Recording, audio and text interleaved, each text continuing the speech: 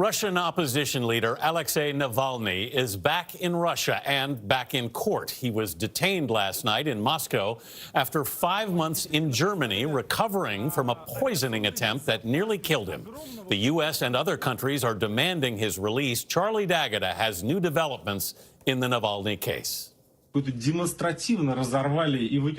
morning, Alexey Navalny called his court hearing in Moscow a mockery, the highest level of lawlessness of justice. Last night, he stepped off the plane in Moscow right into the arms of a Russian police force welcoming committee.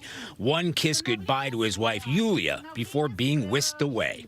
He would have known the obvious risks.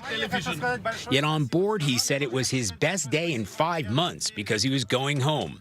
His detainment drew immediate international condemnation, including from U.S. Secretary of State Mike Pompeo, who in a statement demanded Navalny's immediate and unconditional release, that his detention is the latest in a series of attempts to silence Navalny and other opposition figures. The Kremlin's fiercest critic became violently ill on a domestic flight 5 months ago. He was airlifted in a coma to Berlin, where toxicology reports confirmed he'd been poisoned with the Novichok nerve agent.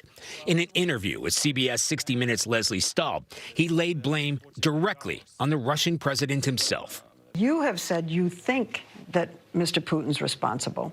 I don't think, I'm sure that he's responsible.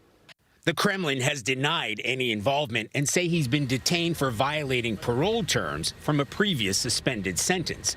Whether he expected to be arrested or not, Navalny's return home is seen as a direct challenge to the man he blames for his attempted murder.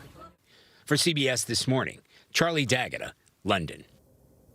I'm very worried for him. You know, Anthony, you lived in Moscow. How can this have a happy ending when he knows that they want him dead? Well, people want him. Some people want him dead there. Alexey Navalny has been fearless from the beginning. He has always been willing to get directly in Putin's face. It's an incredibly courageous act, what he's done. It's remarkable. It's courageous. But I think he feels he can only lead the opposition from inside the country, not from outside. Okay.